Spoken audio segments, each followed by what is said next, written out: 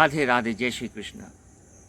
इस वीडियो को आरंभ करने से पहले आपको बता दूं कि अगर आपने मेरा फर्स्ट इनकारनेशन वाला वीडियो नहीं देखा है और अगर आपने मेरा पार्ट 1 राहु केतु एक रहस्य एक खोज नहीं देखा है तो पहले कृपया करके उसको देख लें, क्योंकि जब तक आपने उन वीडियोज़ को नहीं देखा है तो इस वीडियो को आप समझ नहीं पाएंगे। और जिन्होंने देख लिया है वो बिल्कुल इस वीडियो को देख सकते हैं।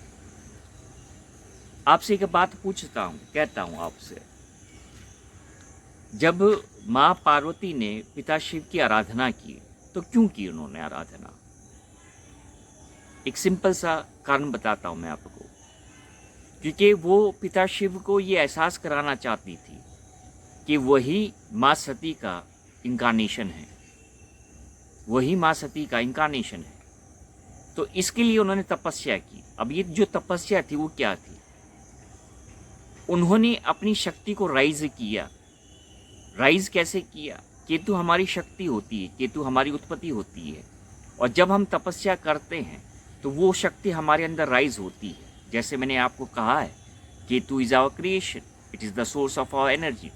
तो जब हम कभी भी तपस्या करते हैं तो हम अपनी शक्ति को राइज करते हैं, और जब हम अपनी शक्ति को राइज करते हैं तो हम उस शक्ति से जुड़ते हैं जो हमारा सोर्स ऑफ क्रिएशन है। तो एग्जैक्टली माँ पार्वती ने वही किया।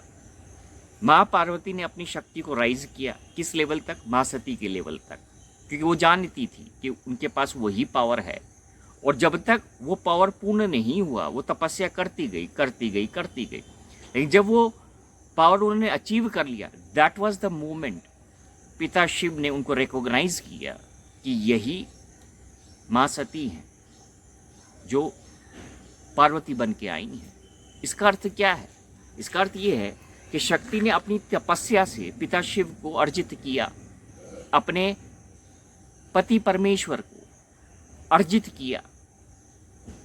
ये क्या दर्शाता है? ये दर्शाता है कि जब हम अपनी केतु की शक्ति को राइज करते हैं तो वो एक स्टेट में आने के बाद अपनी हाईएस्ट पावर को अचीव करती है, और जब वो अपनी हाईएस्ट पावर को अचीव करती है तो उसको वो मिलता है जो उसको मिलना चाहिए। जैसे माँ पार्वती को पिता शिव मिले, तो माँ पार्वती का पर्पस क्या था?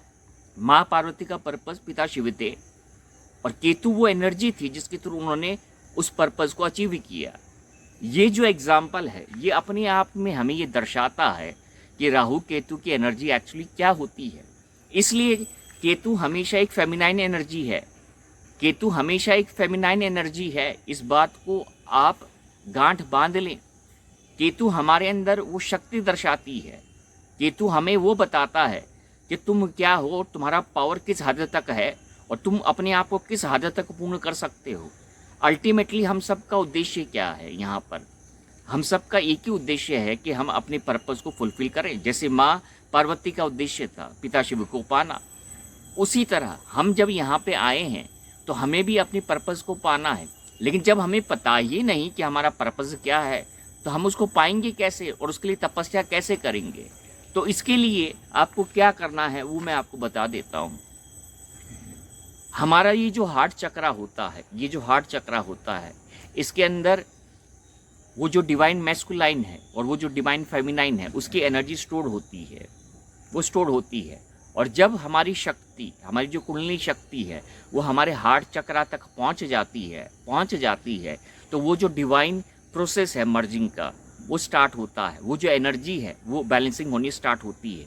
हमेशा ये याद रखिए कि राहु तब तक डिवाइन मैस्कुलाइन नहीं बन सकता जब तक उसको शक्ति की प्राप्ति नहीं होती, शक्ति की प्राप्ति नहीं होती। लेकिन शक्ति को ये गॉड गिफ्ट है, ये गॉड गिफ्ट है डिवाइन फेमिनाइन को, ये गॉड गिफ्ट है कि वो अगर उसके अंदर डिवाइन फेमिनाइन ऊर्जा है तो वो उसको अर्जित करेगी। मतलब ये गॉड गिफ्ट है, उसको पहले उसी के साथ जुड़ना है और फिर राहु की तरफ आगे बढ़ना है जो कि उसका डिवाइन मैस्कुलाइन है। डिवाइन मैस्कुलाइन को आप फिजिकल एनर्जी से कंपेयर मत कीजिए, क्योंकि जब तक ये एनर्जी आपके अंदर ही बैलेंस नहीं होगी, आप जो बाहर है उसको आप मैनिफेस्ट नहीं कर सकते। और इस दुनिया की विडंबना क्या है, ये बाहर के मैनिफेस्टेशन पे ज़्यादा फोकस कर रही है और अपनी अंदर की ऊर्जा से ये परे हट रही है। अगर आपके अंदर आपने अपनी शक्ति से पिता शिव को जागृत ही नहीं किया तो आपका जो आउटर मैनिफेस्टेशन है वो कंप्लीट नहीं हो सकता है। तो सबसे पहले जो काम होता है वो अपनी शक्ति से जुड़ने का होता है। और तपस्या आज के टाइम में हम कैसे कर सकते हैं, कैसे कर सकते हैं? राहु केतु की शक्ति को हम जागृत कैसे कर सकते हैं, अपने अंदर शिव शक्ति की को मर्जिंग कैसे कर सकते हैं? इसके लिए सबसे जो आसान तरीका वो ये है कि follow your heart, follow your intuition, क्योंकि यही तो है आपकी शक्ति। और जितना आप दिमाग लगाएंगे आप उतना ही अपनी शक्ति से दूर होते जाएंगे। When Rahu Ketu meets, it is शंखनाद हो रहा है, देख लीजिए। When Rahu Ketu meets, it denotes Ardhanarishwar energy. Now what is Ardhanarishwar energy? Ardhanarishwar energy, it means the completion of energy within you, the completion of energy within you, and once that energy is completed, जब वो पूर्ण हो जाती है तो वो अपना खेल दिखाती, फिर आपको कुछ नहीं करना है। आपको जो तपस्या करनी थी वो आप कर चुके हैं, वो कर चुके हैं। तो अब उसका फल मिलना निश्चित है, लेकिन जो फल है वो उस लेवल तक आपको मिलेगा जिस लेवल के आप हैं। जैसे माँ पार्वती ने जो तपस्या की तो उसकी जो तपस्या जिस लेवल की थी तभी उनके जीवन में पिता शिव वापस आए। तो ये आप पर निर्भर करता है कि आप अपने अंदर शक्ति किस हद तक जागृत करना चाहते हैं, क्योंकि जिस हद तक आप अपनी शक्ति को लेके जाएंगे उसी हद तक आपको उसका रिवॉर्ड मिलेगा, उसका अवार्ड मिलेगा। अगर आप एक डिवाइन फेमिनाइन हैं तो आपको क्या करना है? आपको अपने अंदर अर्धनारीश्वर एनर्जी को जागृत करना है।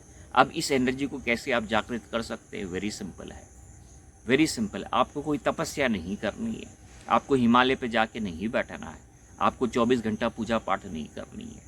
आपको क्या करना है? अपनी इमोशंस को रिलीज़ करना है, उनको स्वीकार करना है और अपनी ऊर्जा को अर्धनारीश्वर की तरफ लेके जाना है। और इसके लिए सबसे बेस्ट तरीका ये है, जब आपको ये लगने लगा कि आपकी divine feminine energy high state पे पहुंच रही है तो तब उसको मैस्कुलाइन चाहिए, उसको शिव चाहिए। वो समय होता है अपनी अर्धनारीश्वर ऊर्जा को पहचानने का, जानने का। और इस समय जो सबसे बेस्ट है मेरी पूरी सोल फैमिली के लिए, मैं उनसे ये कहता हूँ कि वो अर्धनारीश्वर एनर्जी से जुड़ने के लिए अर्धनारीश्वर शक्ति से जुड़े, अर्धनारीश्वर स्तोत्रम से जुड़े, अर्धनारीश्वर से रिलेटेड जो भी यूट्यूब में अवेलेबल है, अर्धनारीश्वर एनर्जी से रिलेटेड जो चीज़ भी अवेलेबल है उससे जुड़ें। आप खाली उसको सुन रहे हैं, समझ रहे हैं, उस भाव में बह रहे हैं, लेकिन इसका जो असर है वो फिजिकली आपको बाहर दिखाई नहीं देगा। ये इंटरनली आपके अंदर चलता रहेगा, ये प्रोसेसिंग आपकी होती रहेगी, क्योंकि अब वो एनर्जी आपके अंदर कंप्लीट हो चुकी है, अब वो बैलेंस कर रही है आपको। तो उसको बैलेंस करने के लिए आपको वो हर चीज़ डेवलप करनी पड़ेगी, वो ऑरा आपको अंदर डेवलप करना पड़ेगा कि आपका ये जो यूनियन हुआ है वो बाहर मैनिफेस्ट हो सके। और जब ये बाहर मैनिफेस्ट होगा तो ये बहुत ही अलग लेवल का एक्सपीरियंस होगा आप सबके लिए। तो आपको सिर्फ एक ही काम करना है, आपको अर्धनारीश्वर ऊर्जा से जुड़ना है। ऐसी कोई भी चीज़ जो अवेलेबल है आपके पास जिसके अंदर अर्धनारीश्वर शक्ति है, द कॉम्बिनेशन ऑफ पिता शिव एंड माँ शक्ति एनर्जी, उस पर फोकस डाल दीजिए, उस पर फोकस डाल दीजिए। आप ऑटोमेटिकली उस एनर्जी को अपने अंदर महसूस कर पाएंगे और अपनी हायर स्टेट, हायर कॉन्शियसनेस से तक पहुंच पाएंगे। ये वीडियो वही समझ सकते हैं जो इस प्रोसेस के थ्रू गए हैं, और बाकी को तो पता ही नहीं चलेगा कि मैं क्या बात कर रहा हूँ, क्या नहीं कर रहा हूँ। लेकिन इस वीडियो के थ्रू जब आप अर्धनारीश्वर एनर्जी तक पहुँचते हैं तो आप अपनी कंप्लीशन तक पहुँचते हैं, और जब कंप्लीशन तक पहुँचेंगे तो आपको ये डिस्कवरी होगी कि आपकी एनर्जी क्या है। और जब आप ये जान जाएंगे कि आपकी एनर्जी क्या है तो वहीं से तो आपके जीवन का नया आरंभ है। Start from today, this moment itself, अपने आप को अर्धनारीश्वर एनर्जी से कनेक्ट करें।